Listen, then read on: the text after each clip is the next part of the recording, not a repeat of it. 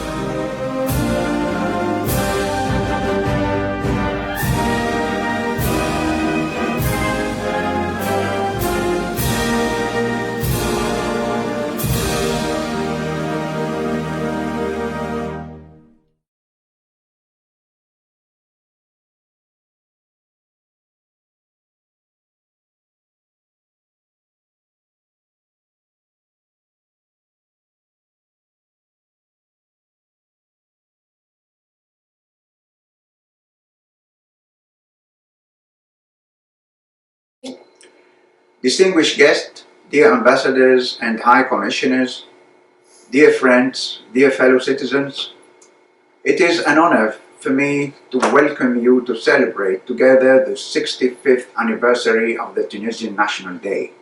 Thank you for joining us. I would like also to thank Ms. Sandra McCardle, Assistant Deputy Minister, honoring us with her presence on behalf of the Government of Canada. Mesdames et messieurs, la date du 20 mars 1956 constitue pour nous Tunisiens le couronnement d'efforts de militants qui ont combattu pour l'indépendance de notre pays. L'édification d'un État moderne était une priorité pour la Nouvelle République. 65 ans après, ce projet en construction tient toujours. Et la révolution de la liberté et de la dignité de 2011 n'a fait que le renforcer. Cette révolution traduisait en effet une aspiration du peuple tunisien, et notamment sa jeunesse, pour un État de droit, des institutions démocratiques et des libertés individuelles et publiques et un avenir meilleur. Le chantier reste certes immense, mais grâce aux Tunisiennes et aux Tunisiens, la Tunisie, qui a parachevé sa transition démocratique sur le plan politique, continue d'œuvrer pour consolider les bases de la stabilité politique et hâter la mise en œuvre des réformes nécessaires pour bâtir une économie forte et diversifiée.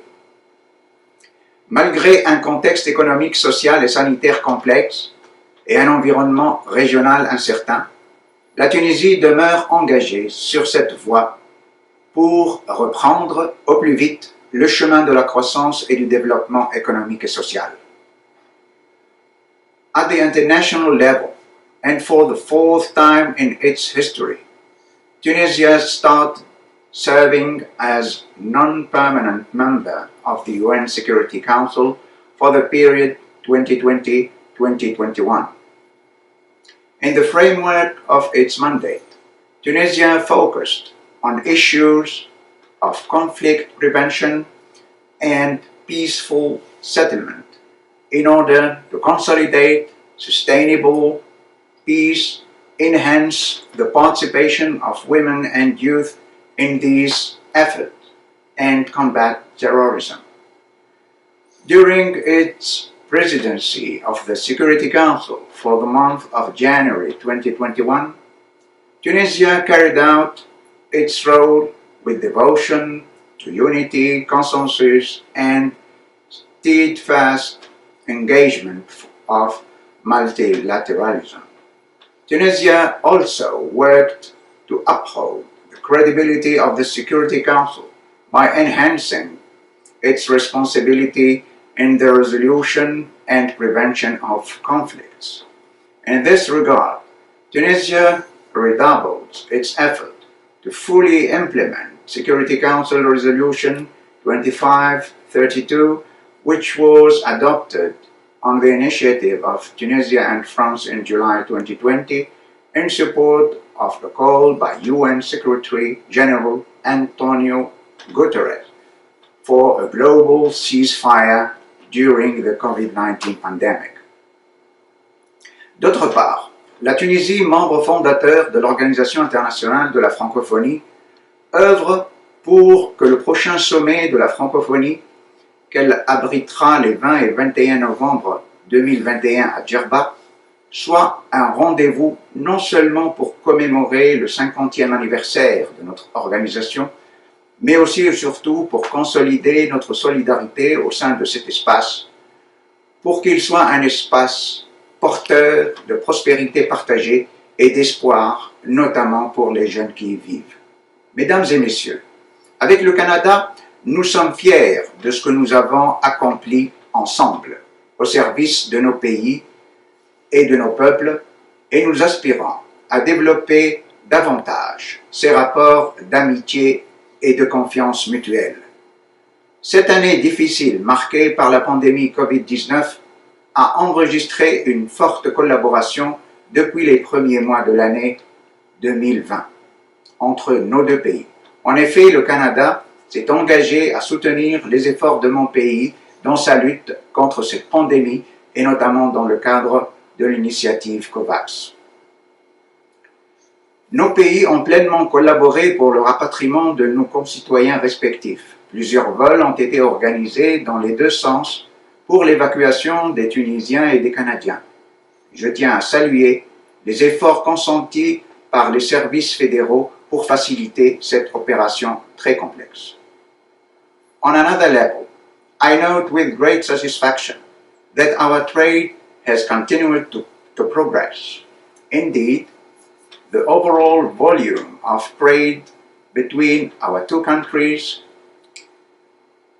reached $315 million in 2020, registering an increase of 68% compared to the previous year, despite the COVID-19 pandemic.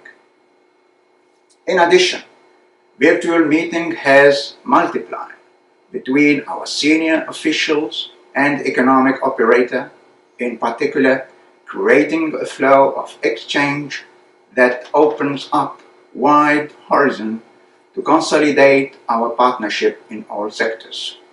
We are confident that Canada, a long-time friend and one of the first countries to support the Tunisian democratic transition, will continue to support Tunisia in its march towards democracy, sustainable development, and integration in the world economy.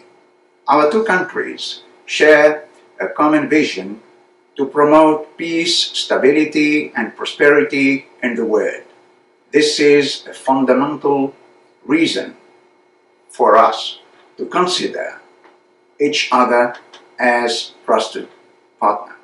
Now, allow me a few words in Arabic. الإخوة والأخوات الأعزاء، إنها مناسبة متجددة نؤكد فيها تقديرنا الكبير للتونسيات والتونسيين الذين يواصلون الإسهام في رسم أفضل صورة لتونس في هذا البلد المضياف المنفتح، وندعوهم لمواصلة العمل من أجل معاضدة كل الجهود الخيرة لتحقيق غد أفضل لتونس مهما كانت الاختلافات في الآراء والرؤى. وإنها فرصة أخرى تتاح لي للتعبير عن عميق شكري للمبادرات الفردية والجماعية التي مكنت من تحويل مبالغ مالية ناهزت $150,000 لبلادنا للمساعدة على مجابهة تداعيات جائحة كورونا. Ladies and gentlemen, once more, let me reiterate my warmest thanks to all of you for taking part to this event. Long live Tunisia, long live Canada, long live the friendship between Tunisia and Canada.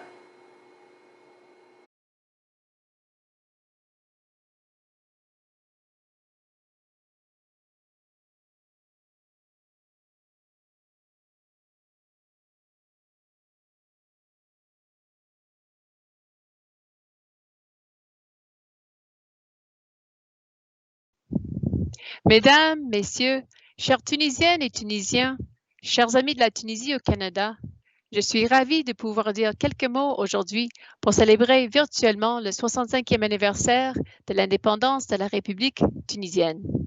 Je remercie Son Excellence, Monsieur l'ambassadeur Torjeman, pour son invitation à prendre la parole aujourd'hui. Tout d'abord, je souhaite à toutes et à tous mes meilleurs vœux à l'occasion de votre fête nationale. Je tiens particulièrement à souligner les 10 ans qui se sont écoulés depuis la révolution de Jasmin. Nous saluons les progrès significatifs accomplis par la Tunisie dans la construction d'une démocratie vivante et ouverte et félicitons le peuple tunisien pour ses efforts soutenus à l'égard d'un discours pacifique. L'engagement du Canada a accompagné la Tunisie dans cette voie demeure entier. Cette journée spéciale m'offre aussi l'occasion de souligner les liens amicaux qui unissent le Canada et la Tunisie. Depuis 1957, nos deux pays travaillent conjointement à faire fructifier leurs relations. Au cœur de cette amitié canado-tunisienne se trouvent d'importants liens de personne à personne. Le Canada se réjouit de compter une diaspora tunisienne dynamique au sein de sa grande diversité. Plus de 70 000 Canadiens d'origine tunisienne font partie intégrante de notre nation multiculturelle et participent chaque jour à son enrichissement, tant humain et culturel qu'économique.